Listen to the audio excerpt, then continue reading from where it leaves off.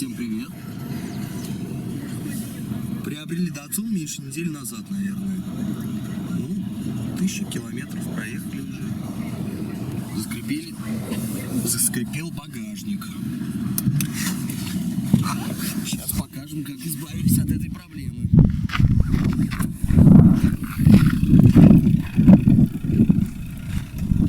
Багажник. Взяли графитовую смазку и смазали вот эти места. Сейчас приближу вам, чтобы было видно. Графитовую смазку. Просто оп. Дальше, чтобы было удобно, графитовую смазку набили в шприц и, естественно, смазали. Обычную.